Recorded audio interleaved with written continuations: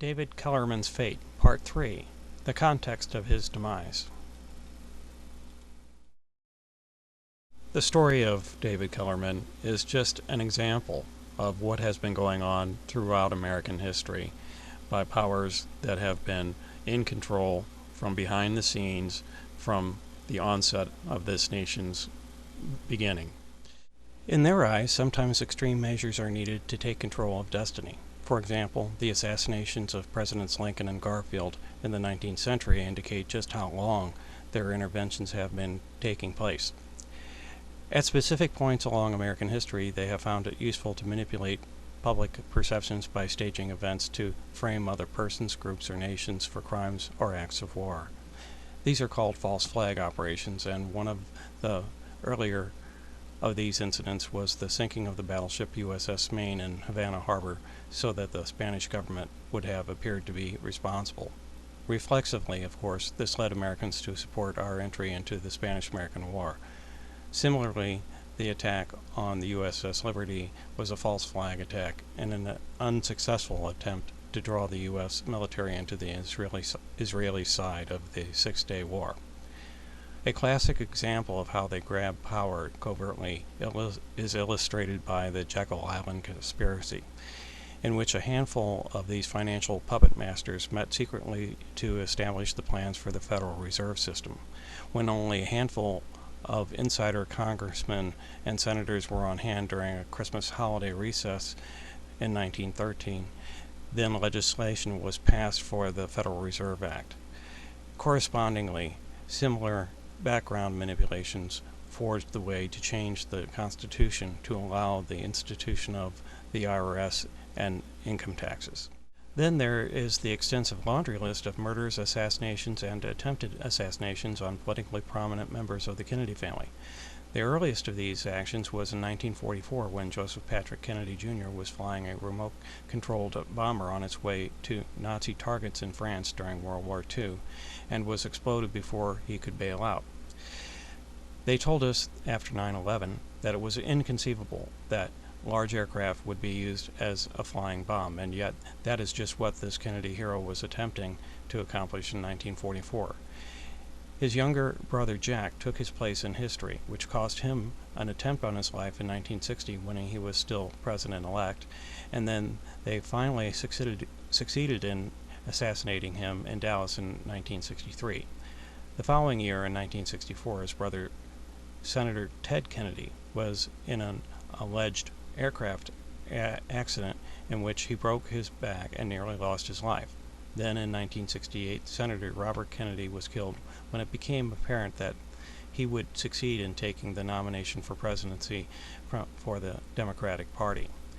And finally, in 1999, President Kennedy's son, John F. Kennedy Jr., was murdered in what was staged as an aircraft accident. These 6 incidents that have occurred to the Kennedy family have an attribute in common that conclusively points to a common perpetrator or a group of conspirators that carried out all 6 events. That common thread being that over the span of 55 years, all occurred within a 60-minute interval of each other. This may not have been immediately obvious if an alternate but scientifically accepted convention for ascribing time of day were applied, such as astronomically determined sidereal time. Sidereal time is routinely used by all astronomers, NASA, and the Department of Defense for their space-based applications. The likelihood that these 6 Kennedy attacks might randomly occur within a 60-minute interval out of a 24-hour day are 1 in 191 million. See the companion YouTube video, The Common Thread Within the Kennedy Anathema, for more details. For other more recent events, the downing of TWA Flight 800 and Egypt Air Flight 990 are painful examples of how airliners are vulnerable targets and create a sense of helplessness in the public's mind. These seemingly disparate incidents are in fact related to each other and other historical events in unexpected ways. Just as for the case of the Kennedy family having a common timing parameter, these 2 airliner tragedies have a common positioning property. The integration of the timing and positioning attributes for these and many other historical events indicates that an itinerary is being enacted by a small group of most powerful people in the world. This itinerary had been fully developed and implemented on the morning of September 11, 2001, for which our world was forever changed in ways we all have experienced. Their grab for more power then was just another stepping stone in their steady advance towards total hegemonic power. By early in 2008, we began to see their next stepping stone emerge on their horizon with the imminent meltdown of our national and global economic stability. As with our precarious national security situation following 9/11/2001, due to the events that they chaperoned, this current economic instability unlocks opportunities for them to centralize even more control into their hands. Certainly, what we are witnessing is a well-engineered economic 9/11, and David Kellerman was one of its most visible victims. Just as in 1913, when they were successful in consolidating control of the nation's money supply by the formation of the privately held Federal Reserve System, they are now trying to move to another level of control on a global level by implementing the same level of control that they obtained in 1913 with our nation's money supply, by taking the whole world's money supply and moving control of it into the IMF and the Bank of International Settlements and the World Bank. These three entities will become the source of their newfound global power. And what we are witnessing in the last few years is their desperate move to grab control of the world money supply.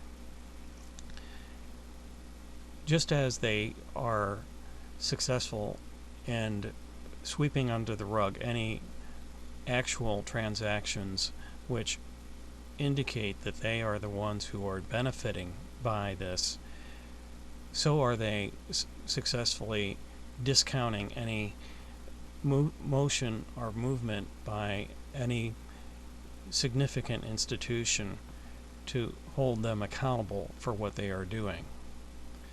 The fear factor by these all institutions that are under their thumb is enormous, and the media knows not to discuss names like David Rockefeller and others who are behind all of this, since they are the ones who are benefiting by all of the transactions that have happened over the last decade and brought us to this breaking point.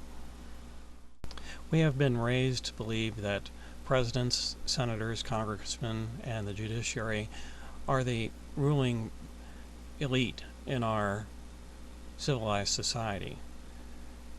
But over the last decade, many have come to understand that these positions that are in high profile are only middle management positions, and that the real deciders are behind the scenes, and they are manipulating things to their benefit. It is going to be a long process to educate the American people about this reality.